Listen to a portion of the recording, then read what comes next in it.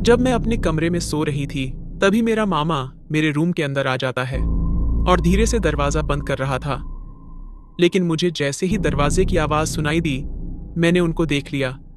उसने दरवाजा बंद करने के बाद मेरे पास धीरे धीरे आने लगा और कहने लगा, बहुत दिनों से आम खाने का मन कर रहा था लेकिन मिल नहीं रहे थे। आज तो मैं आम और पपीता का जूस पीकर ही जाऊंगा। दोस्तों, यह कहानी मेरी और मेरे नौजवान मामा की है। उस समय मेरे मामा 21 साल के थे। उसकी शादी होने वाली थी, लेकिन शादी के 2 महीने पहले ही उन्होंने मेरे साथ जवानी का ऐसा जोश दिखाया कि आप सोचने पर मजबूर हो जाओगे। तो वीडियो को लास्ट तक जरूर देखना। आज की कहानी बहुत ही दिलचस्प होने वाली है। अगर वीडियो को लाइक नहीं किया तो लाइक कर दो। मेरे मामा इंदौर में रहते थे और उनकी शादी की डेट फिक्स हो गई थी। लड़की हमारे गांव से ही थी, इसलिए मामा को मैंने कहा कि मामा जी आप हमारे घर पर आ जाओ, क्योंकि आप दोनों एक दूसरे को मिल भी लोगे। मैं घर वालों को भी बता दिया कि मामा को यहाँ बुला रही हूँ, क्योंकि वह एक दूसरे को देख भी लेंगे और कुछ बातचीत भी कर लेंगे। मेरे घर वालों ने भी कुछ नहीं कहा और कहा कि हाँ ठीक है, उनको बुला लेते हैं। वैसे भी शादी से पहले एक दूसरे से मिलना बहुत अच्छा होता है।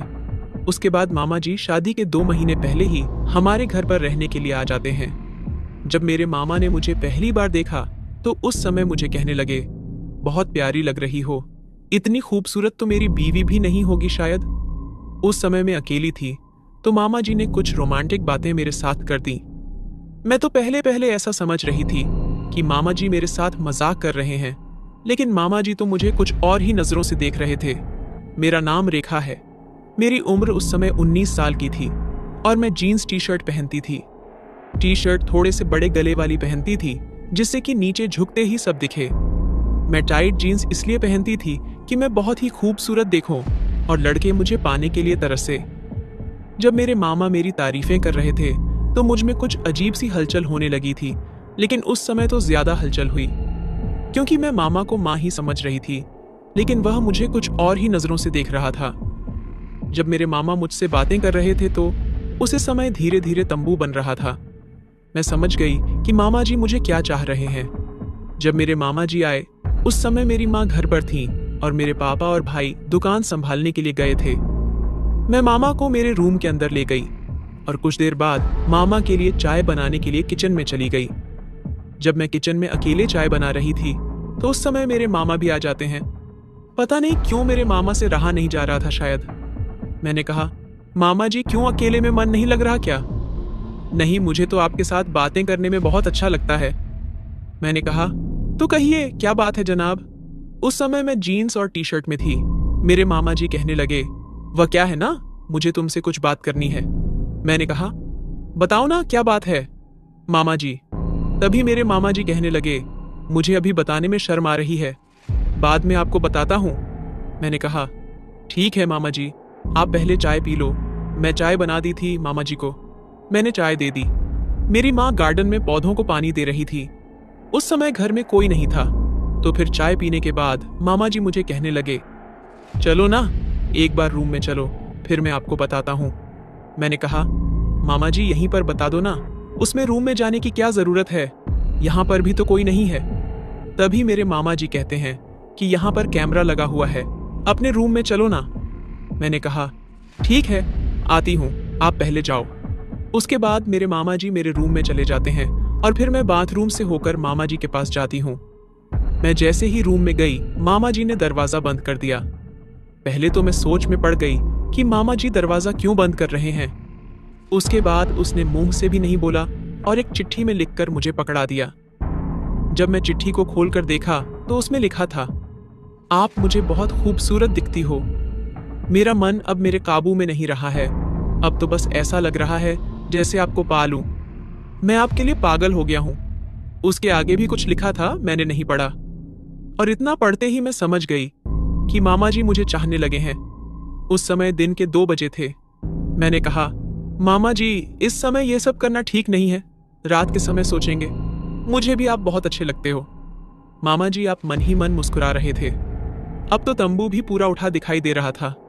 मेरे मामा जी कहने लगे, तो शाम को मुझे आम खाने में बहुत मजा आएगा। मैंने कहा, टाइम तो आने दो, फिर आम क्या तुझे मैं जूस भी पिलाऊंगी। मेरी चढ़ती जवानी के कारण उसे समय में मामा के रिश्ते के कुछ नहीं समझ पाई। मैं बस मामा जी जैसे सोच रहे थे वैसे में तैयार हो गई। शाम होते ही मुझे उसकी याद आ रही थी कि मामा जी कब आएंगे और कब उनके साथ मेरा टाइम मिलेगा। खाना खाकर हम अपने अपने रूम के अंदर सोने के लिए चले गए। मेरे मामा जी मेरे रूम के पास में ही सोते थे, अकेले। खाना खाकर जब हम सो रहे थे उस समय रात के करीब 10 बज चुके थे। मुझे तो बस मामा के आने का इंतजार था और कुछ भी नहीं। मुझे नींद तो जरा भी नहीं आ रही थी। मैं तो रोज हमेशा जल्दी सो जाती थी, लेकिन उस रात पता नहीं क्यों मुझे जरा भी नींद नहीं आ रही थी। मैं रूम का दरवाजा खुला छोड़ रखा था, बस कुंडी नहीं लगाई थी, ताकि जब भी मेरे मामा जी मेरे रूम में आए, डायरेक्टर अंदर आ जाए, उसे कोई न देख पाए। उसके बाद लगभग 2 बजे मामा जी मेरे रूम के अंदर प्रवेश करते हैं। मुझे तो बहुत ही घबराहट हो रही थी कि कोई देख न ले, नहीं तो हमारा तो भांडा फूट जाएगा। मामा जी मेरे रूम के अंदर आ गए और फिर दरवाजा बंद किया और मेरी तरफ मुड़े तो मैंने देखा कि उनका तंबू बना था। उनको देख मेरा मन देखने को कर रहा था। उसके बाद मैं जैसे ही देखा, नदियों से पानी बहने लगा। नदियों से पानी लगातार बढ़ता जा रहा था। मामा जी कहने लगे, क्या बात है, नदियों में तो पानी ज्यादा ही आ रहा है, क्या पहली बार नदी में पानी आ रहा है? मैंने कहा, हाँ मामा जी, पहली बार ही है। पहले तो यह नदी सूखी पड़ी थी, लेकिन अचानक इस नदी में पानी आ गया।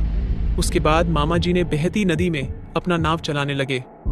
नाव चलाते समय मामा जी आम के मजे भी ले रहे थे। लगभग 3 घंटे तक मामा जी ने नदी में नाव चलाया। उसके बाद नदी में अचानक से बाढ़ आ गई। मैंने कहा, मामा जी अब बस करो, वरना नाव डूब जाएंगी। उसके बाद मामा जी नाव को नदी से निकाल लेते हैं। मैंने मामा जी को कहा, मामा जी आपके साथ बहुत मजा आया, आप नदी में इतना अच्छा नाव चलाते होंगे, मैं सोच भी नहीं सकती थी। उसके बाद मामा जी की नाव गीली हो चुकी थी नदी में। उसके बाद मामा जी अपने रूम में चले गए और मैं भी सो गई। जब सुबह हुई तो पता नहीं क्यों मेरे पूरे बदन में दर्द हो रहा था। मुझे उठने का मन तो नहीं कर रहा था, लेकिन कोई शक ना करे, इसलिए मैं जल्दी से उठ गई और फिर फ्रेश होकर मम्मी के कामों में हाथ बटाने लगी। हम दोनों में सबके लिए नाश्ता बनाया और फिर साथ में चाय भी बना दी थी। जब सुबह सुबह में मेरे मामा जी के रूम में पहुंची तो मामा जी सोए हुए थे। मैंने कहा, क्यों मामा जी, हो गए ना सुस्त? कल तो मुझे जवानी की ताकत दिखा रहे थे, अब क्या हुआ? तभी मामा जी मुझे कहते हैं, अभी जवानी की ताकत खत्म कहाँ हुई है, अभी तो बहुत बाकी है। मैंने कहा, वह बातें छोड़ो, कल रात की कोई सुन लेगा। मामा जी तुम जल्दी से तैयार हो जाओ, क्योंकि आज मैं उस लड़की से मिलाने वाली हूँ जिससे आपकी शादी होने वाली है। तभी मामा जी कहने लगे, वह सब तो ठीक है, लेकिन मुझे लड़की तो कोई पसंद नहीं आएगी, लेकिन मजबूरन शादी करनी पड़ेगी। मुझे पता था कि मामा अभी इस समय वही सोच रहे होंगे कि कब मैं उनको दुल्हन के रूप में मिलूं। मैं जानती थी कि मैंने मामा के साथ जो कुछ भी किया वह सब कुछ गलत था। मुझे अफसोस तो हो रहा था, लेकिन क्या करूं, इसमें मेरे मामा ने भी सपोर्ट किया था। मैंने उस दिन मामा को लड़की से मिलाया जिससे उसकी शादी होने वाली थी, और फिर घर आकर कहा, मामा जी हमारा रिश्ता सही नहीं है, अगर पकड़े गए तो इसका अंजाम सोच भी नहीं सकते हैं हम। इस बात पर मेरे मामा भी नाराजगी जताते हुए कहा कि चलो मैं भी तैयार हूं, इस रिश्ते को आज ही खत्म कर देते हैं। इसके बाद हम दोनों ने उस रिश्ते को खत्म कर दिया। दोस्तों, पहले तो रेखा और उसके मामा ने जोश में आकर हो इश्क हो बैठे, लेकिन बाद में उन्हें जब समझ में आया कि यह गलत है तो उन्होंने वह रिश्ता समाप्त कर दिया जो छुपाकर चलाते थे। तो दोस्तों, ये थी रेखा और उसके मामा की कहानी। आपको अच्छी लगी तो वीडियो को लाइक और चैनल को सब्सक्राइब कर दो। ये कहानी केवल शिक्षा के उद्देश्य से बनाई गई है। यह एक काल्पनिक कहानी थी। इस वीडियो का उद्देश्य गैर संबंधों को रोकना है।